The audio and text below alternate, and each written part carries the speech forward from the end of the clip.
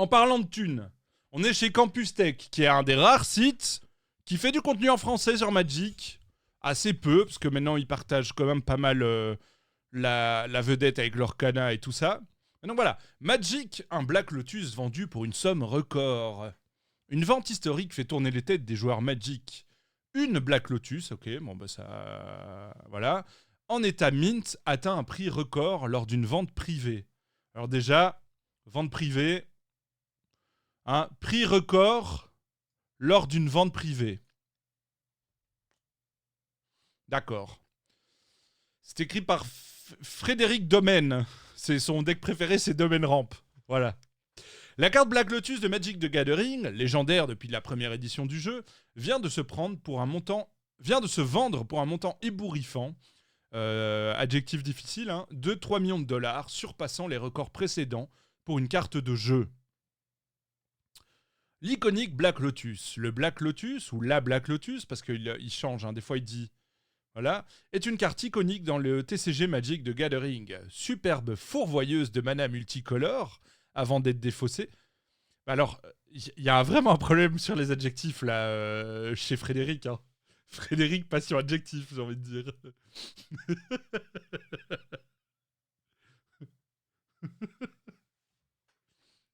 Enfin là, ici, là, c'est pas un adjectif, mais fourvoyeuse... Superbe fourvoyeuse de mana multicolore avant d'être défaussée. C'est pas super juste comme description de la... Non, c'est pas des trades, non. Parce que je suis tombé sur des trades et... Non. Mais elle reste un objet de collection incroyable et elle se vend encore entre 10 000 en état pour, condition, et 250 000 € en 1000 condition. Lors d'une vente privée récente, un Black Lotus noté 10-10 par la société de certification CGC a été vendu, il y a beaucoup de fautes d'orthographe, franchement ça me trigger un peu, pour la somme phénoménale de 3 millions de dollars, confirmant son statut iconique, les collectionneurs. Ok, chez les collectionneurs, il manque un chez. Putain, peut-être je devrais être payé pour corriger l'article en fait en live. Le nouvel acquéreur, un utilisateur d'Instagram connu sous le nom de benjamin.be, donc peut-être un belge, affirme que l'achat, bien que coûteux, correspond à la valeur de la carte. Avec des années d'expérience dans l'achat de cartes Magic de Gathering rares, Benjamin considère cet investissement comme judicieux, même s'il admet avoir peut-être légèrement surpayé. Cependant, son intention n'est pas de revendre la carte, mais de la conserver pour sa valeur à long terme. Il y a peut-être un peu de GPT, ouais. Donc ici, on a CGC, Record Breaking Sale, mais donc... On va voir s'ils en parlent, mais... Post Malone jaloux. Avant cette vente, le record pour une carte Magic de Gathering était détenu par Post Malone, qui avait hacké une carte unique de l'anneau unique, lui aussi, pour plus de 2 millions de dollars. Bien que le Black Lotus ne soit pas aussi unique, la perfection de son état et sa rareté justifient quelque part son prix exorbitant. Ouais, bof. On peut pas justifier 2 millions d'euros pour une carte. Enfin, de dollars. La nouvelle de cette vente record a fait grand bruit dans la communauté TCG, entre indignation et envie. Il est vrai que la somme de 3 millions de dollars semble indécente pour un simple bout de carton, mais ce sont les mêmes mécaniques que pour pas très français, mais ce sont les mêmes mécaniques pour tout objet rare collectionné. Cette somme pour un tableau, pour une voiture ou pour une pièce de monnaie rare resterait tout aussi exagérée, ouais. Pour un sub, pas du tout. Pour un sub, c'est genre 1 million... Si, j'en parle là, s'il y a des riches banquiers là en Suisse, donnez-moi de la thune pour que je fasse plus d'émissions. J'ai besoin de survivre là. Le phénomène n'est pas isolé. Les cartes de collection, en particulier les Black Lotus, ont vu leur cote exploser récemment. Un boom attribuable en partie à la pandémie de Covid-19 et à l'augmentation de la notoriété des services de gradation spécialisés. C'est surtout ça le problème. C'est ces espèces de vautours de merde qui gradent les cartes qui font booster les prix. On n'a pas besoin d'eux. Putain, une carte c'est fait pour être jouée. Tu la mets pas dans une boîte. Si tu la mets dans une boîte, tu peux plus la jouer.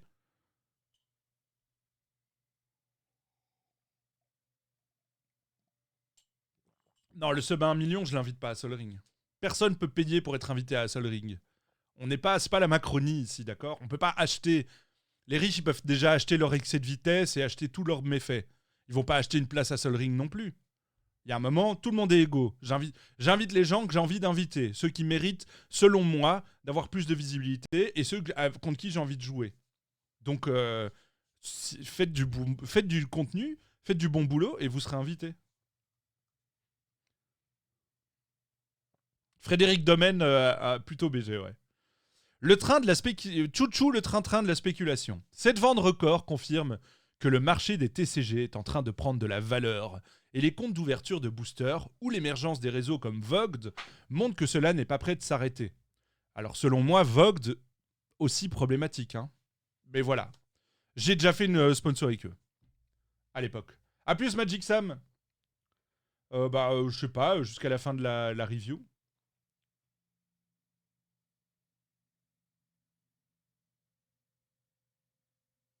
Tu as juste peur de te faire avoir par un mètre par deux. Mais non, non, moi enfin, j'aimerais que vous veniez chez Play-In ce jeudi pour me rencontrer et voir que j'en ai absolument rien à foutre, que vous soyez connu ou pas. Déjà, moi, je suis pas connu. Vraiment, retirez-vous ça de la tête. Vous me connaissez. Il y a un peu de gens en français qui jouent à Magic qui me connaissent. Mais moi, je suis mondialement connu dans le quartier, quoi. Si je sors moi, je suis pas connu. Donc bref. Le train de la spéculation. La collection des cartes devient pour certains semblable à une activité de trading, et le marché se structure avec des sociétés de gradation qui jouent un rôle central pour garantir des niveaux de qualité. Les autres TCG connaissent des épisodes liés à la valeur de leurs cartes, comme récemment un Yakuza surpris en train de voler des cartes Pokémon. Ouais, bon, ça c'est ses petits liens internes de mec qui fait du SEO. Et donc, c'est intéressant quand même de savoir ça. C'est-à-dire que c'est finalement les sociétés de gradation qui permettent d'améliorer la valeur des cartes. Donc en fait, qu'est-ce qu'elles vont faire? Là, pour moi, CGC Cards. Est-ce que quelqu'un avait déjà entendu parler de CGC Cards avant ça? En toute honnêteté.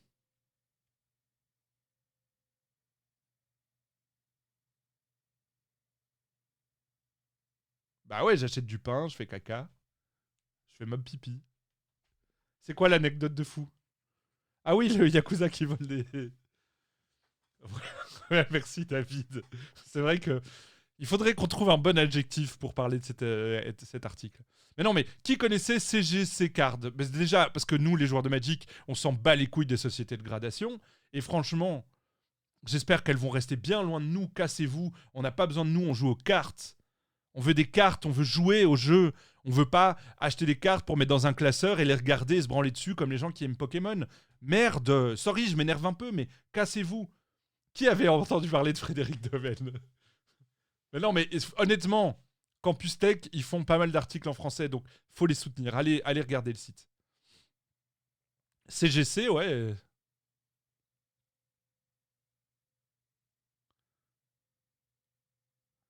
Ok.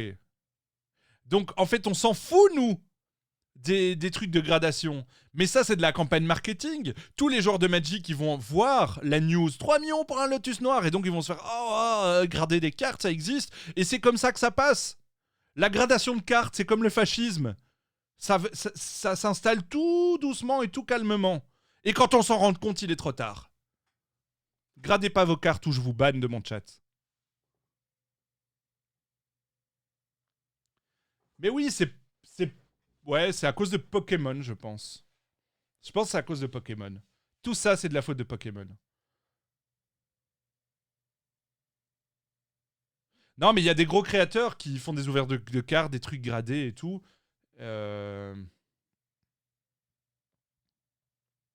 Ouais, après, bon, le plastique, moi, je vais pas en parler avec mes sleeves, double sleeve, triple sleeve. C'est pas génial non plus. Mais bon, voilà. Moi, je pense que la gradation, c'est un problème. Et d'autant que... Enfin, dans Magic, mais après, vous allez me dire, ça a toujours existé. Il faudrait qu'on fasse une vidéo sur l'histoire de la gradation et pourquoi c'est problématique. Très bonne idée de vidéo. On pourrait l'écrire dans un tab idée de vidéo. Idée de vidéo YouTube. Document sans titre. Comment le grading de cartes tue les TCG. Bam. Oh, le titre bien putaclic, j'adore. Oh, j'aime. Oh, j'aime. Oh, on va faire une bête de vidéo, là. Ça, c'est un peu grâce au chat. Vous voyez, pendant les revues de presse, le chat est plutôt bien. C'est vrai que c'est plutôt quand on est sur Arena que le chat est vraiment nul et me fait taper des landes que je devrais pas taper et tout. Mais pendant les revues de presse, vous êtes quand même de fiers et bons compagnons et compagnonnes. Non, non, Pokémon, on s'en fout. On va pas leur donner de la visibilité. Post Malone jaloux. Bah non, Post Malone, il sait très bien que c'est de la couille. Bon, si on continue. On avait IGN qui parlait déjà d'un record de prix du Lotus Noir en mars 2023. Alors que là, c'était 540 000 $.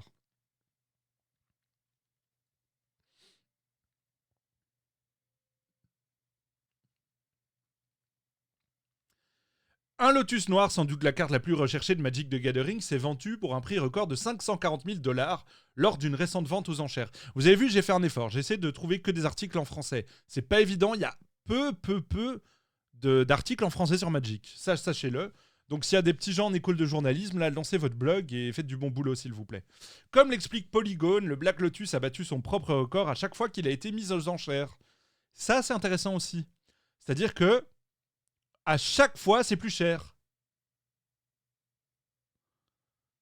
Et pour moi, ce truc de Black Lotus à 3 millions d'euros, c'est juste de la com pour la société de grading. C'est une vente privée, il n'y a aucune preuve. Si ça tombe, la transaction n'a même pas eu lieu. Bon, là, on va peut-être un peu loin. Et les pyramides, c'est pour l'électricité. Moi, je crois que c'est de l'arnaque, quoi. Voilà. Mais donc, vous voyez, à chaque fois qu'un Black Lotus a été vendu, c'est de plus en plus cher. On parle du Black Lotus Alpha, hein, attention, parce que les autres sont un peu moins chers. Le bêta est un peu moins cher. Et les autres encore, c'est lesquels? C'est les FE, c'est ça? Non. J'ai oublié le nom. J'ai mal préparé ce stream. Imprimé à l'origine en 1993, attention trigger pour les Français, The Black Lotus est considéré comme l'une des cartes du Power 9, un ensemble limité de cartes Magic qui sont interdites de jeux compétitifs en raison de leur puissance capacité. C'est faux, le Power 9 il est pas interdit en vintage, non? Le Power 9 il est pas interdit en limité, il est restricted, donc on peut en avoir un... Ah, il est limité en vintage, voilà. Donc il n'est pas interdit. Donc déjà faux. Faux IGN. Bien qu'il prétendait ne jamais réimprimer ses cartes abusées afin de ne pas les dévaluer. Ces cartes abusées, j'adore ça. Là, on est à l'inverse quoi, de Philippe Domaine qui utilisait des adjectifs très pointus. Ici, on est vraiment sur les cartes abusées. Wizard of the Coast a publié l'année dernière un ensemble spécial 30e anniversaire pour la modique somme de 999 €, qui contenait un certain nombre de cartes épuisées, bien que non légales en tournoi, y compris le Black Lotus. Le Black Lotus, 30e anniversaire, je crois que ça se vend 7000 € à peu près. Ça reste une somme, hein, pour une carte qui n'est pas légale. Même après 30 ans, Magic the Gathering continue d'être un pilier culturel, élargissant récemment son univers pour inclure crossover, nanana. Bon, ça, c'est les liens internes. Hein. Alors, Erwan Lafleuriel, désolé, mais le Power 9 n'est pas interdit dans tous les formats, puisqu'il est restricted en vintage. Mais cette vente record renforce l'Alpha Black Lotus en tant qu'actif de qualité d'investissement, renforce de... Regardez-moi ça! Renforce le Black Lotus en tant qu'actif de qualité d'investissement. Mais niquez vos mères! Genre vraiment, allez acheter des bitcoins, nous faites pas chier, quoi. Putain, allez vous échanger vos bitcoins de Golemont et foutez-nous la paix avec nos cartes, bordel! Allez acheter de l'or, de l'argent, je sais pas, du riz! Ah, putain, quoi, sérieux! Actif de qualité d'investissement, quoi. Bande de tocards, quoi. Salut Shinzo, comment ça va? Mais non, mais c'est vrai, quoi. Genre les mecs sont là pendant le Covid, c'est là. Mon Dieu, l'or est en train de baisser. Qu'est-ce qu'on pourrait bien niquer comme on a niqué toute la planète?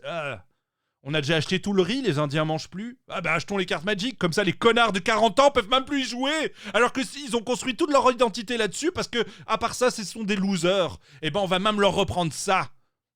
C'est comme ça que je le vois. Donc, faites pas chier, arrêtez d'acheter nos cartes. Allez acheter votre crypto de blaireau et touchez plus à nos cartes. Ou allez acheter des cartes Pokémon, de toute façon, on s'en fout. Tout le monde s'en fout de Pokémon. Il y a que des enfants qui vont pleurer. C'est ça. Ils font pleurer des enfants en achetant des cartes Pokémon chères. Après, les enfants, ils sont là. Ils aiment bien mon Pokémon préféré, c'est celui-là. Papa, j'aimerais bien la carte. Toi, tu vas voir la carte. Elle coûte 5 000 euros. Tu fais, ouais, non, c'est pas possible. Les enfants pleurent. C'est ça, votre monde? Faire pleurer des enfants? Ah là là, je m'énerve. Alors, en tant qu'actif de qualité et d'investissement, tocard, va. C'est qui Jesse Craig? C'est qui, lui? Ouais, voilà. Vice-président des ventes chez PWCC Marketplace. Putain, imagine juste la tête du gars, quoi. Imagine la tête du gars.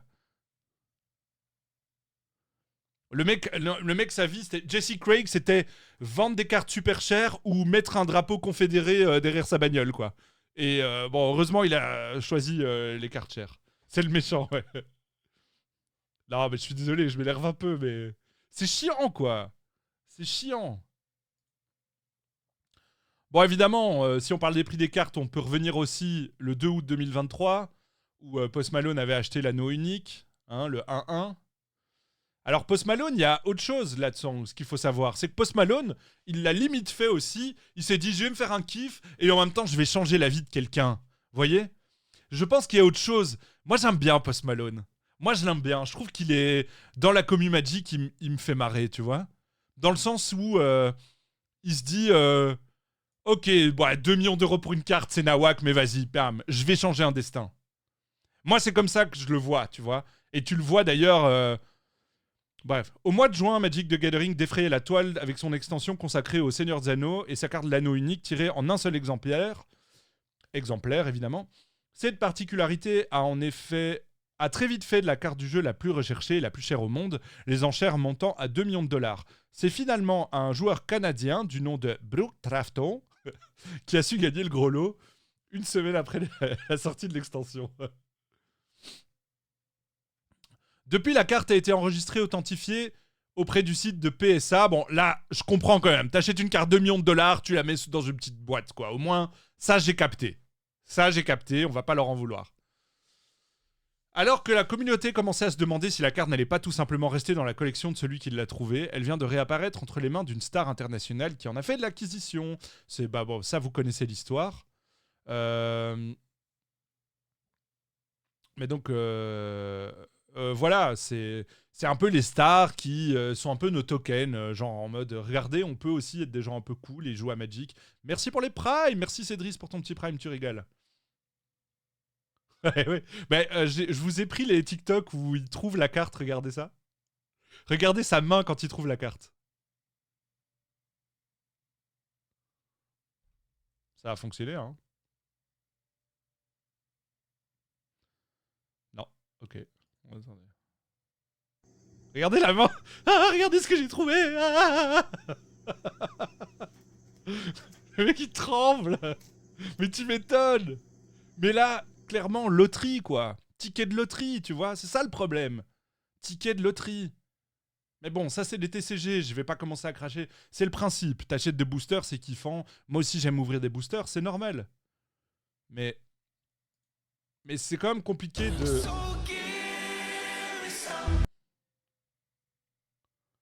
Donc voilà, ça c'est la vente, vous voyez. Bah ouais, le mec il s'est dit, ouais mon dieu, 2 millions de dollars. Imaginez comment je suis content quand vous me mettez un sub. Lui il a pris 2 millions. Et là maintenant, lui il vit sa meilleure life. Regardez comment. Regardez déjà, on va parler d'un truc. Regardez, ça c'est... Avant d'être riche, regardez, les petits nénés, le petit surpoids. Après être riche, regardez. Et regardez comment je suis mince et comment mon visage est détendu parce que je n'ai plus aucun souci dans ma putain de vie. Sorry, je m'énerve un peu. C'est parce que je bois plus de café, je suis en manque de café. Mais ça m'a toujours rendu fou et je bifurque sur un truc. Il y a un truc qui me rend fou. Je vais le dire. Il y a un truc qui me rend fou. C'est les gens qui font genre des vidéos parce qu'ils ont maigri. En disant, regardez comment j'ai changé ma vie. Mais t'es riche en fait. Évidemment, t'es un putain de coach. Tu manges des putains de myrtilles du Japon tous les matins. Évidemment, t'es full thune. Évidemment que t'es mince. T'es full thune. Et donc, en fait, t'es en train de dire aux gens, si vous voulez être mince, ben, il faut être riche comme moi. En fait, dans les gens très minces, il y a soit super riches ou alors les gens qui ont genre pas de taf et ils peuvent passer leur temps à la salle de sport. C'est les autres, ils sont comme moi, ils grossissent, ils ont des soucis, les enfants les font chier. C'est la vie, quoi. On grossit, c'est pas grave. Faut accepter les nénés. Puis c'est stylé quand même, tu vois. Moi, avant, quand je passais devant un Uncle Moller, je regardais pas. Maintenant, je me dis, ah tiens, ça m'irait peut-être bien. Voilà. Bon, bref. Et regardez, ça, on est en 2013.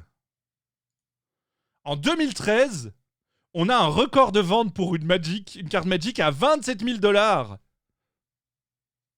Donc 2013, 27 000 $. 2024, 3 millions. Genre moi, limite, je me dis 27 000, allez, c'est pas cher. Allez, je vais en prendre un. Bon, allez, je vais devoir me serrer un peu la ceinture. Mais parce qu'en fait, ça, c'est comme la fenêtre d'Overton, vous voyez, dans les théories de la communication. Plus on arrive à justifier qu'il y a des cartes super chères, plus on se dit, allez, c'est tranquille.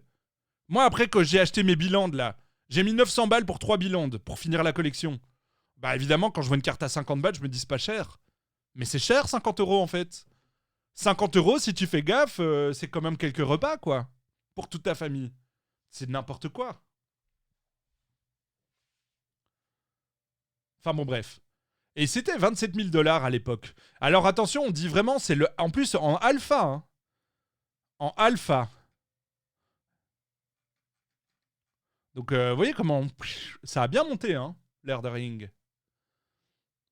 Et donc, la super article, désolé, c'est en anglais, mais TCG Player, ils ont fait toute une historique du prix du Black Lotus.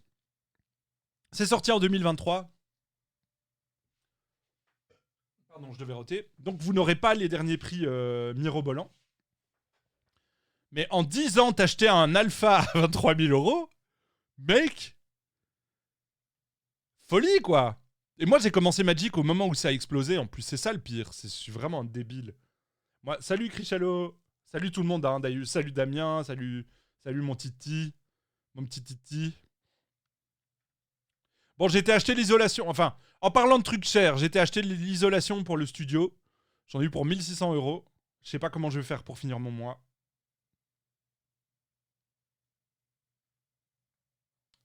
Mais ouais, voilà, en 2016, Joël, il a tous les bilans parce qu'il a fait. Genre, il a acheté des playsets de bilan pour 100 €, le bâtard.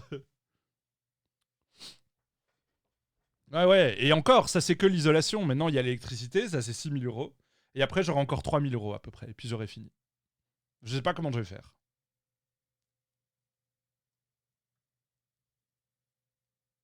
Ben oui, en fait, c'est. Sauter 3 repas par jour. Bah, ça, tu économises et tu maigris. Donc, c'est vraiment. Merci pour la meilleure solution, quoi. Bon, l'histoire du Black Lotus. Le gars qui a écrit l'article dit: j'ai acheté un Black Lotus 2 fois dans ma vie. Et c'était 2 fois la même chose. Donc on a l'Unlimited Edition. Ça, c'est la moins chère. C'est la moins rare. Le prix médian était, à l'époque de l'article, le prix médian est, parce que c'est sur TCG, à peu près 18 000 $.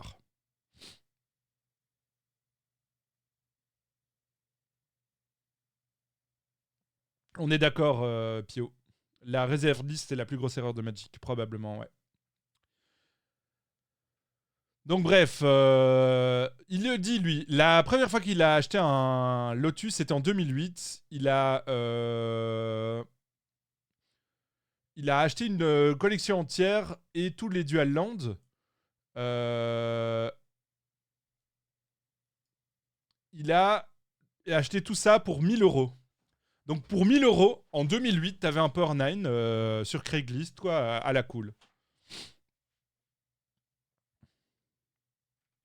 Mais donc bref, là il vous parle des Mox, mais comme c'est en anglais, c'est un peu chiant, je peux pas trop vous lire.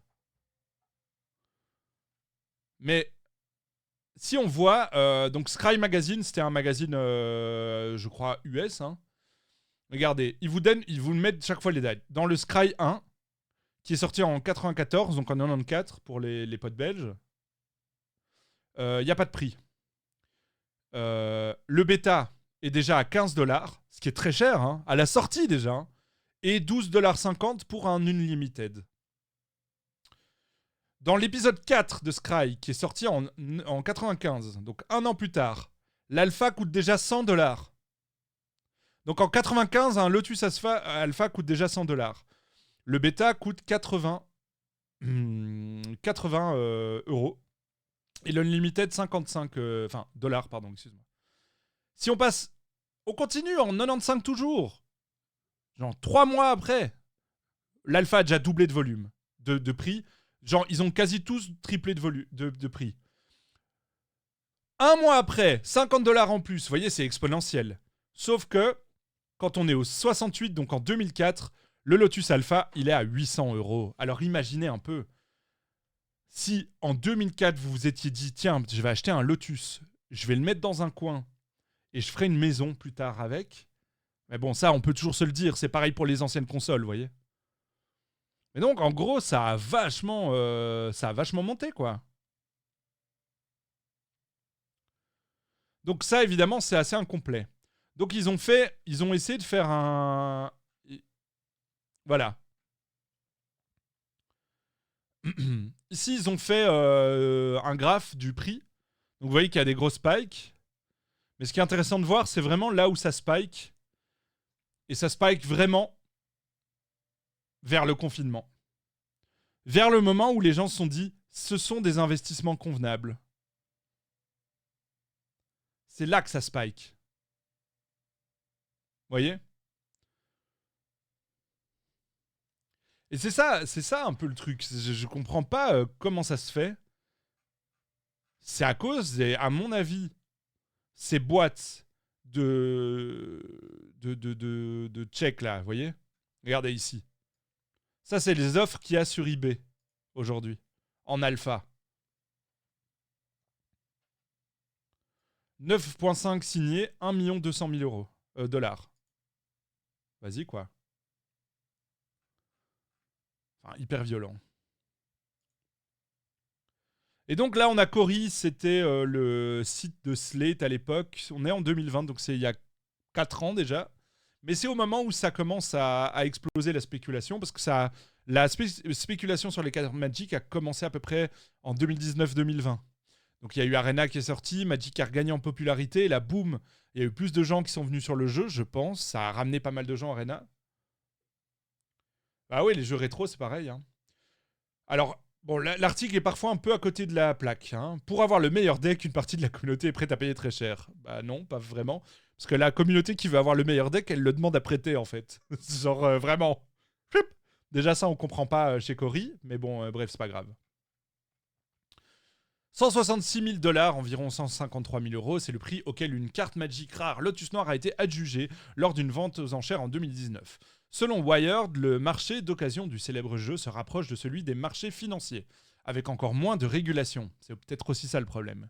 En 1993, Richard Garfield crée Magic l'Assemblée, un jeu à collectionner d'une grande complexité où l'on s'affronte à coups de créatures magiques, de sorts et d'artefacts. Le nombre de cartes différentes est énorme et en constante augmentation.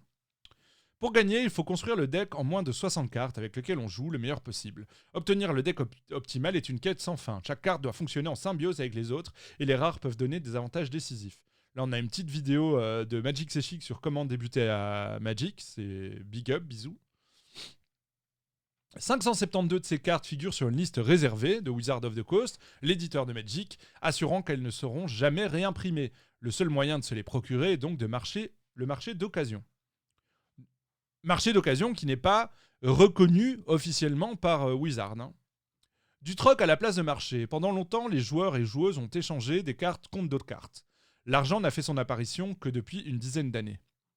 Pack to Power a été l'un des déclencheurs. Dans cette série d'articles de blog publiés en 2010, Jonathan Medina explique comment il a changé un pack acheté à 4 $, 3,66 € contre des cartes ou des packs de plus en plus chers.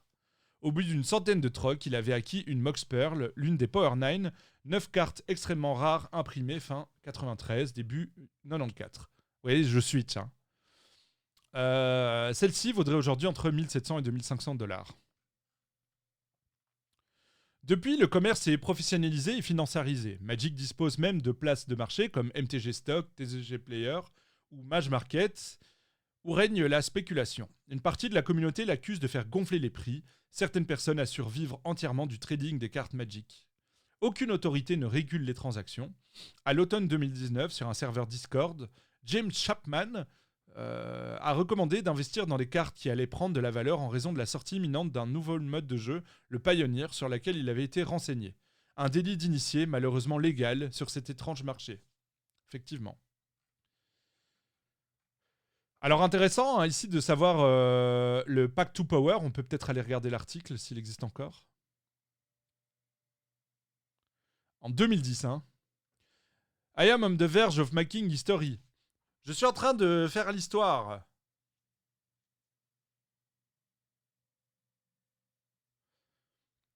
Donc Pack to Power intro. Donc ça c'est un jeu quoi. Donc vous achetez...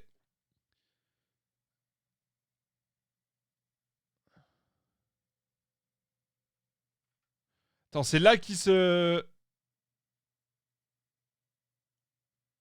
Ouais, donc il explique un peu les règles de ce truc. Et donc ça, visiblement... Mais ça je voulais en venir.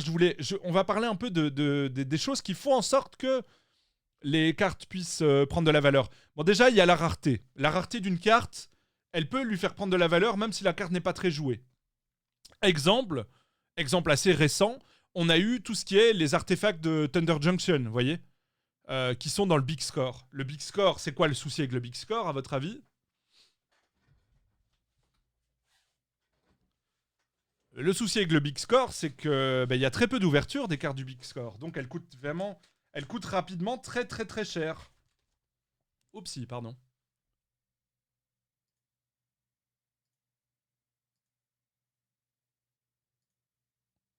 Elles coûtent rapidement très très très cher. Donc ici, on nous dit par exemple que le foil traitement de Ancienne Cornucopia, qui est vraiment une carte un peu de beat, hein, selon moi, mais vous allez peut-être dire que je me trompe complètement et que la carte, elle est très très forte. Bah, moi, j'ai l'impression qu'elle est un peu naze. Elle est passée de 15$ à 99,98$ sur TCG Player. En très peu de temps. C'est la version Showcase Foil. Bon, les versions moins chères, les autres versions sont moins chères. Mais si on prend ici, vous voyez. Ici, moi j'ai ouvert ceci, regardez. C'est un synthétiseur foil. Ça vaut une pêche, ça vaut une pêche. C'est une carte mythique qui est jouée. Ah, elle est jouée dans Domain et Neve to Light en Pioneer. Ah, voilà, ok. Autant pour moi. Merci Pio, je ne savais pas.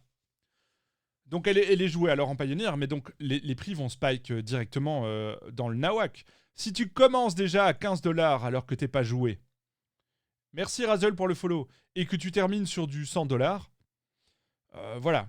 Et donc tous ces artefacts coûtent horriblement cher. Donc là, il y a un problème de disponibilité de la carte. C'est un problème qui est partiellement géré par des reprints, qui ont tendance à baisser un peu le prix de la carte, parce que c'est globalement l'offre et la demande hein, qui régissent le truc. Mais à partir du moment où il n'y a pas de régulation, on peut aussi imaginer que des gens achètent tous les stocks, et un peu comme les gens faisaient à la hache de WoW, quoi. Vous voyez, à l'ancienne. Donc voilà. Mais donc ça c'est le premier truc. Et ça on l'avait dit, hein, quand Big Score est sorti, on va dire waouh, ces cartes vont valoir une pêche. Alors, il y a Big Score avec les reprints. Merci pour le petit follow. Ça va fort les alertes là ou pas? J'ai l'impression que ça gueule un peu. Je vais un peu mettre moins fort. On l'avait vu quand on a ouvert les packs, on s'est dit waouh, ça va valoir une pêche. Donc il y a les reprints comme Grand Arbitre. Ça c'est ok d'avoir des reprints. Non, on demande que ça. Mettez des reprints dans les packs. Faites des sets standards de reprint. Moi, j'ai aucun souci. Genre, on avait les... Ouais, c'est les prix TCG Player, ouais, j'avoue. Mais on va aller voir après les différences. C'est vrai que c'est les prix US. C'est plus cher aux US, non?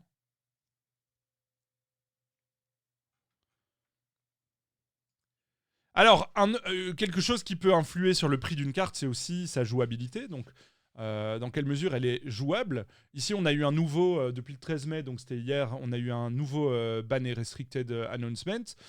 Donc, par exemple, en Vintage et en Pauper et en Legacy, il y a eu du move. Donc en vintage, toutes les cartes qui mettent des stickers et des attractions sont ban. Enfin, c'est en vintage et donc voilà, on vire tout ça. Donc là, ça explique bien que il y avait un petit problème sur Infinity, c'est de faire des cartes playables dans un set rigolo, tu vois. Non. Oui, je parle un peu de card market, mais on va parler de play-in aussi. Il n'y a pas de souci. J'en parle en live, là, on fait une revue de presse, je vais pas m'abstenir de parler. Enfin, si je m'y tenais vraiment à ce que je peux faire ou pas, je peux pas parler de vente de cartes à l'unité, parce que je suis en collab avec Wizard sur Sol Ring. Mais je peux pas parler de vente de cartes à l'unité dans des vidéos dédiées ou dans des Sol Ring. Maintenant, là, on est en train de parler d'un problème qui touche la communauté, je vais pas biper des mots, j'en parle. Donc j'espère que j'aurai pas de problème d'ailleurs, mais donc voilà. Donc toutes les cartes stickers sont virées. Ça, c'est bien. Et toutes les cartes d'attraction sont virées. Ça, voilà. En popper, All That Glitter a été viré. All That Glitter, très fort comme carte. Et en popper. Et carte qui peut prendre un peu de prix parce qu'elle est beaucoup jouée en popper, vous voyez. Donc, les bans ont beaucoup d'impact aussi sur le prix d'une carte. On peut aller voir, par exemple, une carte qui a été ban, qui était très forte, qui était très chère, et puis qui a été ban.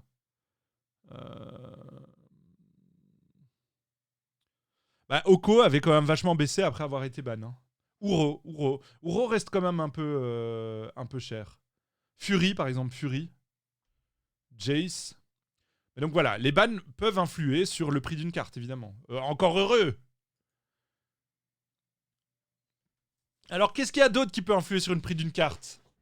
Les créateurs de contenu. Ouais, le All That Glitter, ça devrait aller, parce que c'est beaucoup print. Mais les créateurs de contenu. Donc, par exemple, là, il y a un nouveau spike sur Dandan, parce que notre ami Tolarian Community College a montré Dandan dans une vidéo. Et ça avait déjà spike une première fois quand Ristic Studies avait parlé du Dandan. Et là, maintenant, faudrait voir à combien il est sur Michou et Pokémon, ouais, par exemple. Ouais, l'artiste, je suis pas sûr parce que là, tu vois, par exemple, bah, les bords noirs et les bords blancs, ça influe sur le prix d'une carte, tu vois. Le Dandan bord noir, il est très très cher, quoi. Alors que le bord blanc, honnêtement, il partait encore pour rien quand moi j'ai monté mon Dandan. Donc voilà, il y a ça.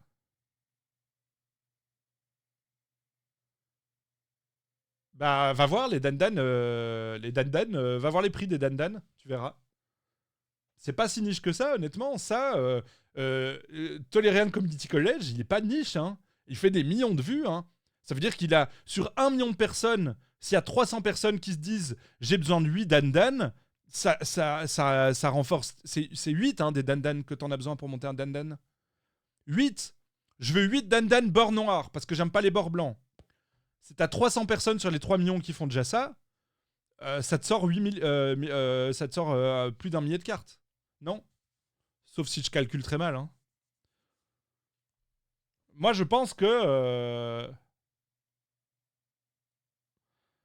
Ah, l'écart de l'artiste IA, on se tombe, c'était quoi? Troubles in Pair? On ira voir après, c'est marrant. Donc ça peut avoir un vrai rôle. Bon, alors j'en profite, puisqu'on est dans la méta, on parle du prix des cartes et des cartes. Il y a un prix des cartes qui est fixé à partir des previews.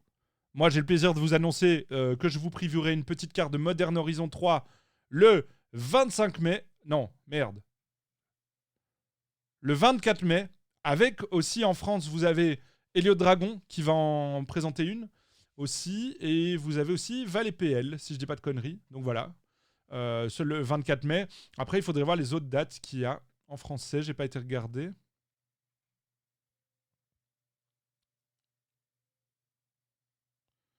Putain, on est les seuls français ou quoi? Alias, Nana, Wargammer.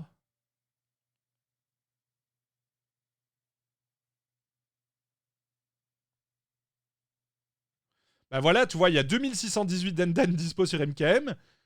Imagine Le mec qui fait sa vidéo, il donne envie à 1000 personnes de faire un dandan. Bah, il y a 8000 dandan qui doivent partir.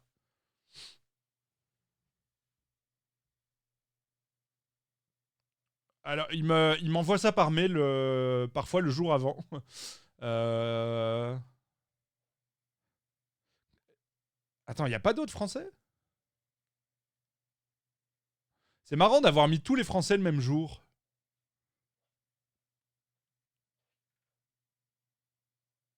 Ouais, ils ont mis tous les Français le même jour. C'est marrant. Enfin, marrant. Ça m'a l'air un peu random, mais... Donc voilà, j'aurai le plaisir de vous reveal ça. Je pense que je vais aussi faire une petite vidéo sur Modern Horizon. Je suis encore en contact avec Wizard. C'est pas encore validé à 100%, mais il se peut que ça se passe. Et donc, si cette fois, je vais faire une vidéo d'AP, comme j'aime bien faire là, on va essayer de mettre un top shot pour filmer les games. Et ce sera plus une AP gameplay, quoi. Donc, j'aurai pas d'invité, ce sera que moi face à... Et il y aura évidemment l'épisode de Sol Ring Modern Horizon 3 qu'on tourne dans 10 jours. On tourne ça le 25 au studio. Et donc, voilà, comme vous le disiez, il y a, au-delà de la rareté, même si là, on va parler un peu de rareté, on a aussi les formats. Donc ici, on a par exemple Leyline Dowser, je sais pas si vous voyez, c'est une carte d'un des commandants. Il est dans quel commandant d'ailleurs? Il est dans quel commandant? J'ai oublié. J'ai oublié de regarder. Quelqu'un sait dans quel commandant il est? Ah, dans Stellali. Non, il est pas dans les Stellali. Donc, les Line Dowser, c'est un artefact pour 2. Vous payez 1, vous l'engagez, vous meulez une carte. Vous pouvez mettre un instant ou une sorcerie que vous venez de mille de cette main, de cette façon dans votre main. Et si vous tapez une Legendary créature que vous contrôlez, vous pouvez détaper les Line Dowser. Donc, honnêtement, c'est une machine à value. C'est une carte de Commander qui arrive en Legacy. Et du coup, qui commence à spike un peu. Alors, j'ai été regarder chez les copains de Play-In. La carte est pas dispo parce que la carte est quand même rare. C'est des cartes qui viennent de Précon Commander, si je dis pas de conneries. Donc, encore une fois, ce qui fait qu'une carte commence à prendre du prix, c'est l'offre et la demande. C'est de l'économie classique, même si j'ai toujours été très nuant en économie. Mais c'est surtout le fait que c'est comme si Wizard pouvait le contrôler, ça, quelque part. Parce qu'ils savent très bien qu'une carte comme ça, vu qu'elle est en Legacy, elle va être forte, elle va être demandée, et ils les mettent que dans des decks commandeurs. Donc évidemment, les decks commandeurs, c'est introuvable en booster, je crois. Et donc si on va voir le prix sur Card Market, il y a effectivement un spike qui est en train d'arriver, puisqu'on était plutôt une carte à 20 centimes, qui, depuis qu'elle est jouée en Legacy, a commencé à exploser, et est déjà à 4,24€ pour le moment. Donc c'est une énorme explosion de prix. Attendez-vous à ce qu'elle monte 4 fois, quoi. Le Dockside, il a aussi été édité dans un Commander, effectivement. Il a été réimprimé depuis. C'était dans quoi? Dans Master machin, là. C'est tous les signes circles. C'est introuvable dans les boosters, uniquement dans les préconstruits. Et donc, ça va exploser en valeur, ce truc. Donc, si vous voulez la carte, c'est maintenant qu'il faut la prendre. Parce que sinon... Ouais, mais c'est beaucoup plus cher. Les US, ça coûte... Ça coûte beaucoup plus cher. Bon, bref. Ça, c'est fini pour mon petit tunnel sur les prix des cartes et tout ça. Moi, ce que j'ai envie d'en dire, c'est que la spéculation, ça casse les couilles. Le grading de cartes, ça casse les couilles. Les cartes, c'est fait pour jouer. Maintenant, je peux pas m'empêcher de penser que c'est aussi un des attraits de Magic. Et que si jamais, quand tu ouvrais un booster, t'avais que des cailles à 10 balles, à 10 centimes, peut-être que t'aurais moins de plaisir à jouer à Magic. Donc, il y a un équilibre très ténu entre le plaisir d'avoir des cartes parce qu'elles valent quelque chose, parce qu'elles sont fortes, et des cartes à 3 millions d'euros. Et je pense que les sociétés de cotation de cartes et tout ça n'aident pas à le maintenir.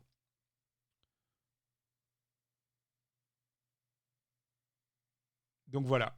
Ça, c'est ma conclusion sur le story arc Prix des cartes. Maintenant, on peut aller prendre des nouvelles de quelqu'un qu'on adore. C'est l'ancienne CEO de Wizard qui balance chez Funko Pop.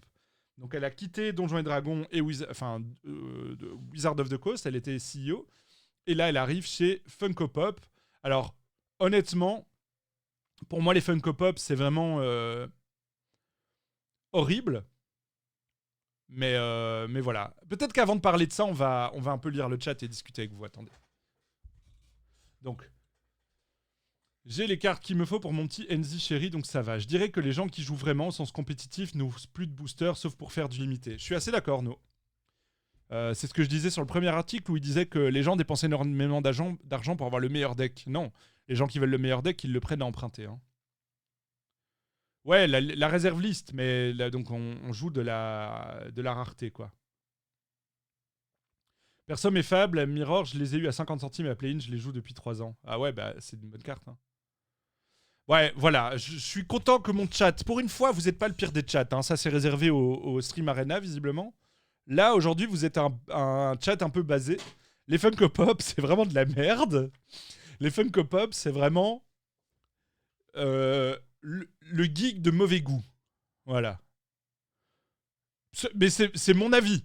Mais bravo le chat, pour une fois, de pas être complètement à l'ouest. J'ai eu un peu peur parce que dans le live Sol Ring, il y a des gens qui ont un peu overreact en commentaire parce que je crois qu'ils viennent jamais en stream et qui connaissent pas un peu la méta chat où j'engueule le chat et je dis que c'est de la faute du chat. Et du coup, tu vois, ils étaient quand j'étais un peu sur le stream, j'étais un peu plus dans cette méta là, tu vois, où je faisais des vannes sur le chat et tout. Et je pense que moi qui regarde ma Funko Pop, mais non, mais la Funko, on va être clair, les Funko, qui reçoit des Funko? On a quand des Funko? Est-ce que vous allez dans des magasins en disant je vais acheter une Funko? Non, les Funko, c'est ce que tu reçois de ta grand-mère qui veut te faire un cadeau de Noël parce qu'elle sait que t'aimes bien, t'es un geek. Et donc tu reçois une Funko, je sais pas moi, d'un truc éclaté dont tu t'en fous de Naruto et t'es là, merci mamie. Enfin moi j'ai de la chance, ma grand-mère est morte donc y a pas ça. Waouh, c'est dur comme van.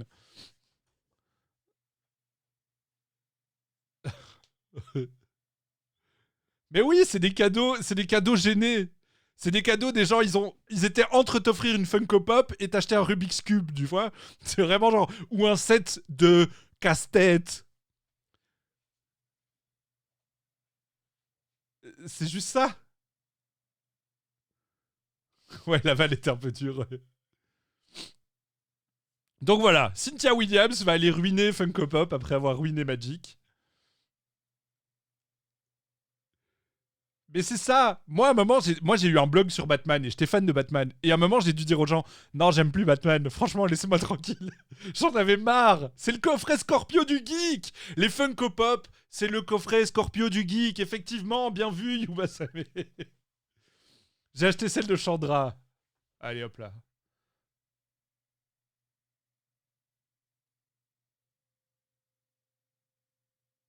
J'ai failli ban, mais j'ose pas encore vous ban pour les trucs qui me plaisent pas. Vous êtes pas assez. Quand vous serez 3 fois plus, je pourrais un peu vous ban. Mais là, je fais un peu comme les forêts là, du bois. Comment on appelle ça responsable. Je fais du chat responsable.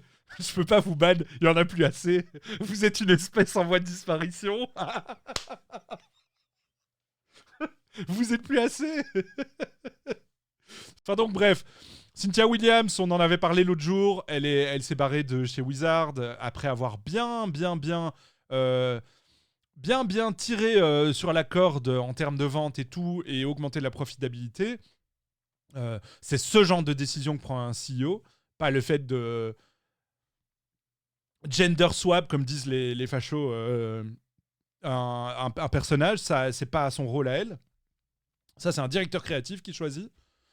Mais donc bref, elle va partir. Et voilà, avec, comme on l'avait dit l'autre fois, c'est facile quand t'es CEO. Tu fous la merde, tu vires 1300 personnes, tu voilà, et après, en fait, on se rappelle de toi comme le CEO qui a eu plein de succès parce que Wizard s'est super bien vendu et que elle a dealé la Lord of the Ring IP, quoi.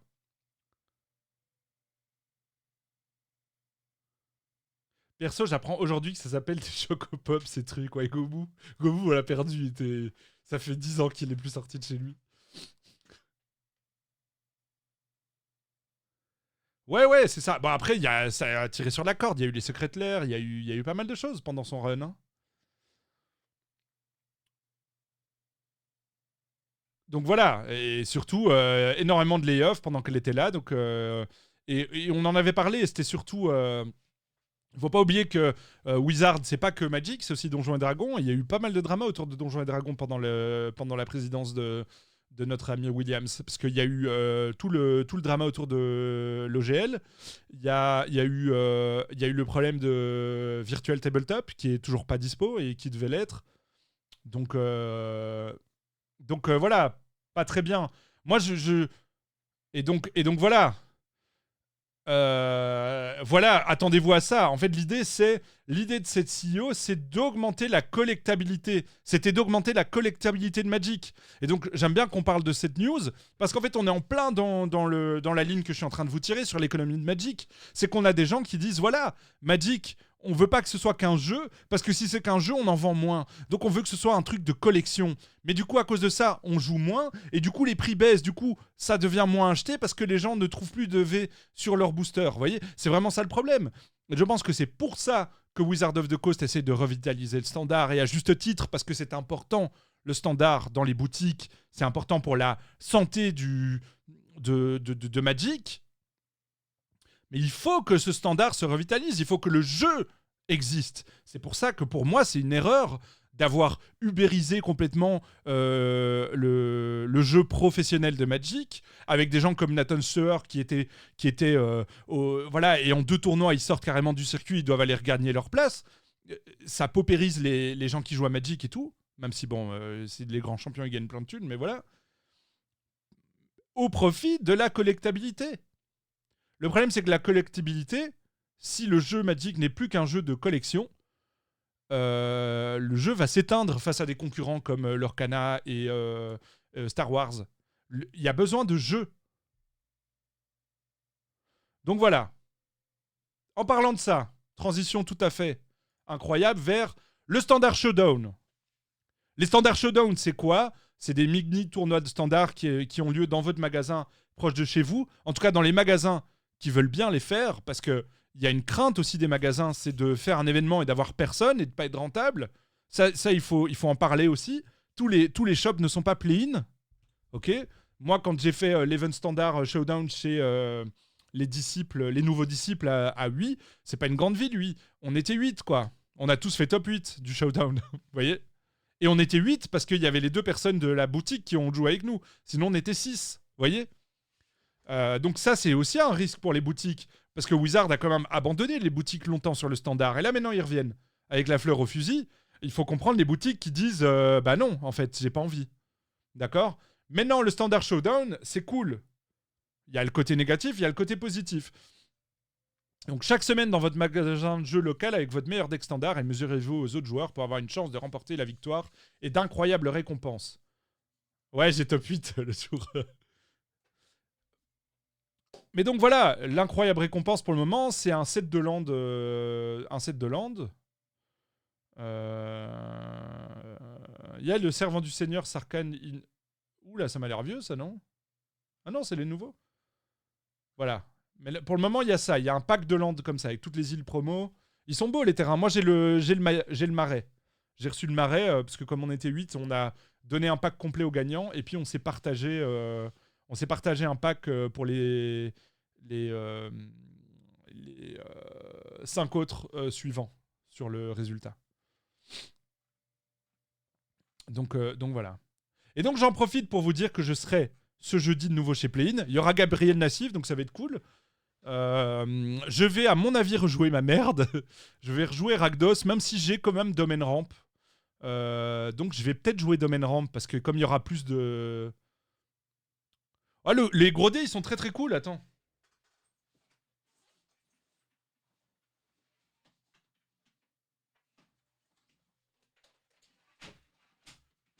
putain, merde, je sais pas où je les ai mis. Non, et les gros dés, ils sont vraiment stylés, hein. Enfin bref, ouais, je les ai pas. Je sais pas où je les ai mis, bordel. Je sais pas où je les ai mis, mais ils sont très stylés. Mais donc, l'idée, c'est plus de se marrer, hein. Ouais, je pense que je vais peut-être jouer Domain Ramp. Donc, à mon avis, on se fera un petit train mercredi soir sur Domain Ramp pour un peu le jouer. Chez moi, la commu a arrêté complètement le standard depuis Magic Origin.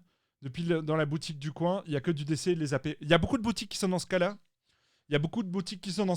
En fait, pour faire du standard, tu dois vraiment aller dans les toutes grosses boutiques qui savent qu'elles vont remplir.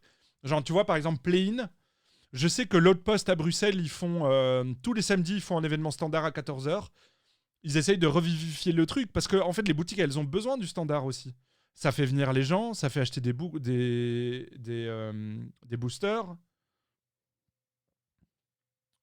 Si Wizard pouvait envoyer les lots des avant-premières, attends. Tu sais compter jusqu'à 7 et tu connais les 5 landes de base, tu sais jouer ramp. Ouais, je pense que c'est un peu plus complexe, quoi. Il y a quand même des match-ups un peu chiants, non? Pour domaine ramp. Allez, on va bientôt finir sur ceci.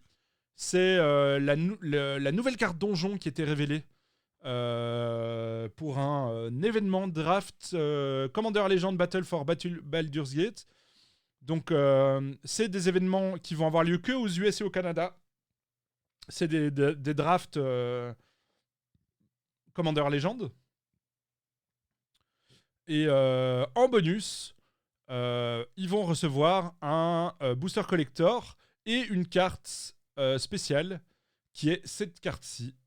Alors, théma la taille du donjon. Aucun rapport avec le draft de Giroc. Je pourrais peut-être en demander un pour l'offrir à Giroc, mais théma la taille du donjon. C'est-à-dire que tu peux pas utiliser des dés. Tu dois utiliser des grains de sésame pour dire où t'es sur la carte.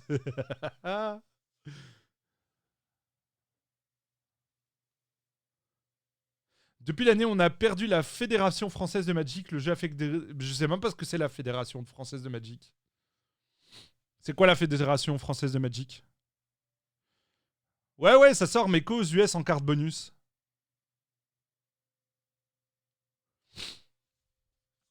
À mon avis, c'est une carte... tu sais, c'est une aide de jeu. C'est un peu comme un... C'est un peu comme un play, non?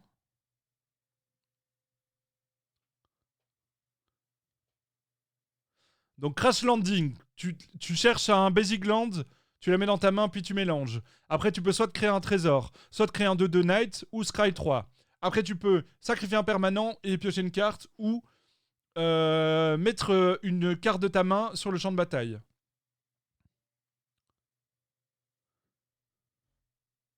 Je crois pas que c'est un troll, non? C'est une carte promo, quoi. Mais je crois pas que... Je pense pas que la légalité de la... Je ne suis pas sûr que la carte soit légale. C'est un donjon. C'est une carte oversize. Et je pense qu'elle sera liée à l'événement.